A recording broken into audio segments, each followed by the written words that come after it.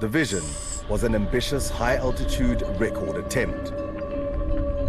Few, if any of those taking part, fully understood the arduous challenge that lay ahead. A trek that would push them to their limits. Wow, I feel completely out of my comfort zone. There's quite a bit of snow, more than expected. Slowly the expedition is moving forward.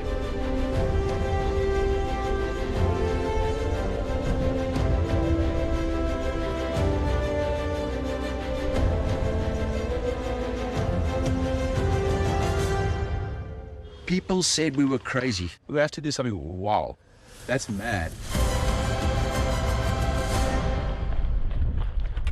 Yeah. This team had a single-minded vision, the highest swim in the world. And it's here, in Kathmandu, where it all began. Kathmandu, Nepal, a city where mountaineers and adventurers pour in every spring at the start of the 3-month window to scale the Himalayas' highest peaks. It's here where we meet 𝗀𝗁𝗏𝗏, a man with a passion for swimming. Jean started the Madswimmers charity in 2009. It's always been an open, charity-driven association where anyone can come and join us for swims. I guess the only prerequisite is you must be able to swim. Yeah. So over the years it's grown. We've got in excess of 400 swimmers joined us in the last 15 years. From 30 different countries.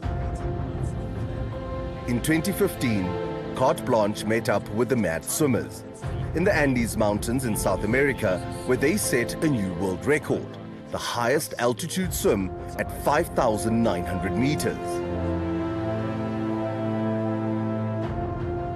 But just over a year later, that record was broken, again in the Andes, when an Australian, Dan Bull, swam higher at 6,370 meters. And I was reading about his swim and I said, you know what? Australian can't take a record. Not the Aussies. From No, South Africa, no way. Anybody but the Aussies, right? No way. So that's 4 years ago, and that's where it all started. Got to get that back. But who was crazy enough to want to come with you on this mad swim? Well, fortunately, I met another crazy South African, 𝗀𝗁𝗏𝗏. Sean was the man that took us to that lake where we broke the first altitude record. John came back to me and said, Sean, we need to swim higher. We need to get the record back. I said, John, there is no higher lake. Let me sleep on it. When you're carrying a bag at 6,000 meters. It took a while before Sean Disney, 2-time Everest summiteer and 2-time 7 summits climber, came up with a plan to swim in the mighty Himalayas. It was a hassle. It wasn't easy. You know, we were heading out into uncharted territory. Getting a permit to actually swim in the mountains of Nepal was a complicated and long process of negotiation.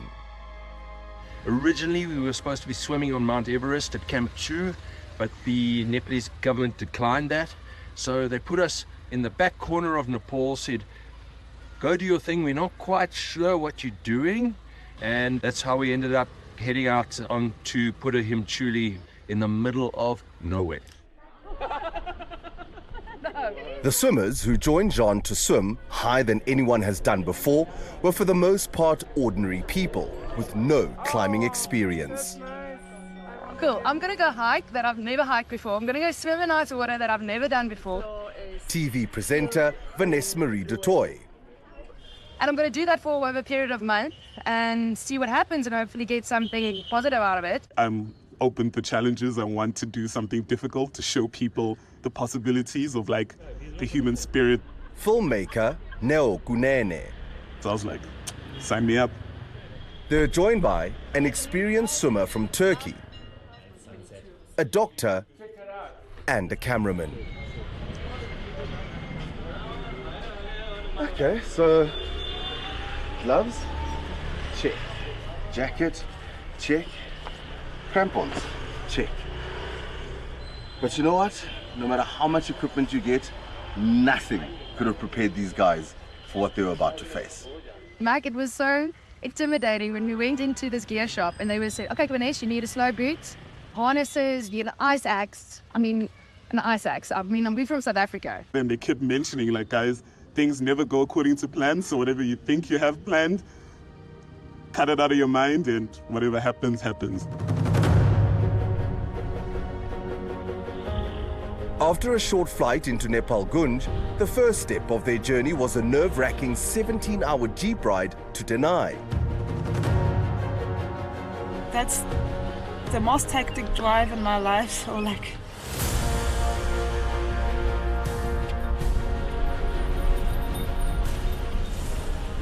That ride was the scariest drive I've ever been on. Like, we're driving past cliffs and all that stuff.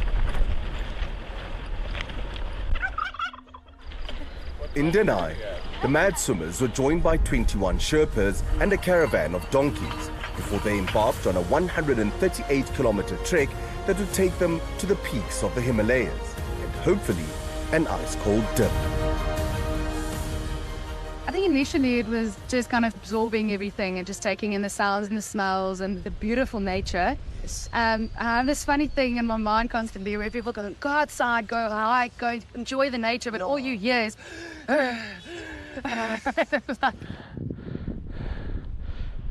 Every day was like a surprise.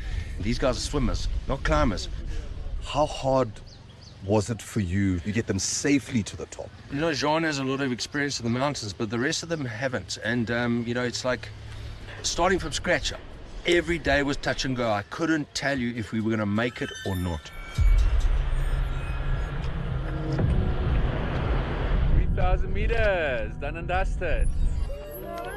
The Madswimmers' mission is to raise money for charities, and passing through the last village on Mount Putha, they spread a little of their Madswimmer magic. It was a really touching moment. Like, we always take for granted the little things, like just a jacket. Like, to them, it means the world to them. Donkeys can only go so high. Over 3,000 meters, the yaks took over. We need about 30 to 35 yaks to take us up there, the snow. Donkeys ain't gonna work.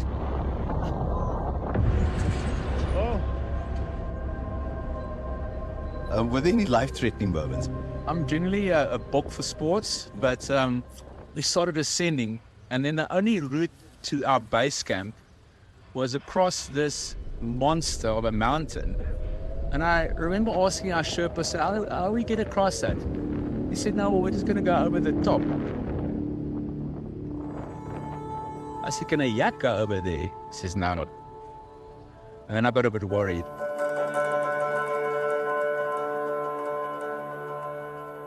Those moments of, what the hell am I doing? I've got a size 9 shoe. Putting my shoes next to each other, I'm already taking up quite a lot of space.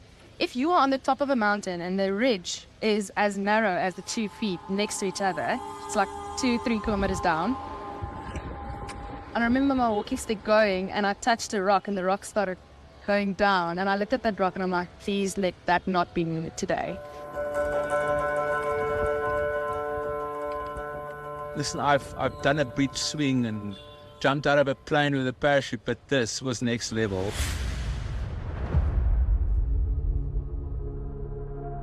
On the 10th day of their grueling upward ascent, the team reached Mount Putha base camp. You know, the Sherpas won't go up with peace if the ceremony is not done. I like this Buddhist ceremony that ends up with a tot of vodka. But very special, I must say, yeah.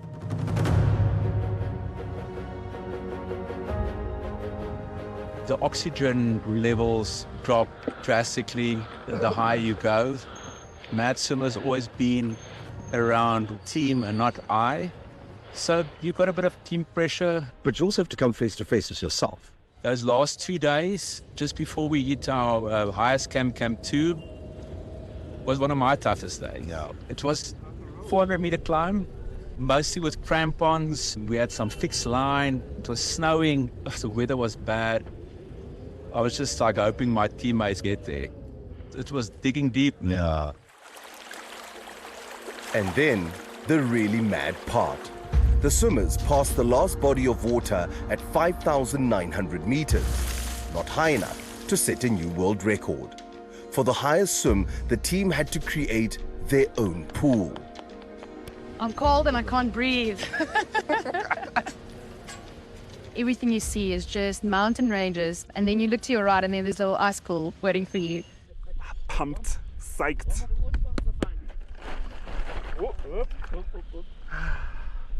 When I saw these guys coming out, I was sitting there with my amazing team of like 21 Sherpas, and we just watched in awe. We knew we'd pulled it off.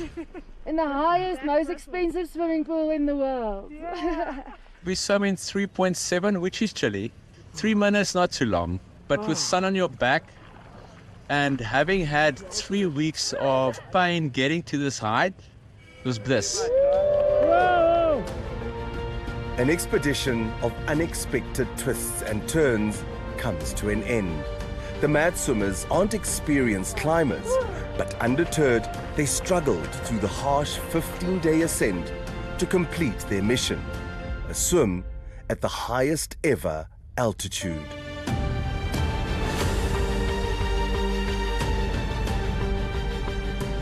But, as is so often the case, this was about the journey more than the destination. And we leave inspired by a team that embraced an unexpected test of their courage, all in the name of charity. So would you say, 𝗃𝗵, that the swim is actually the easiest part of this whole challenge? It was. But to get there, yes. I want to say to my next guy wants to try a record, good luck. Good luck to them. Good luck. Madswimmers!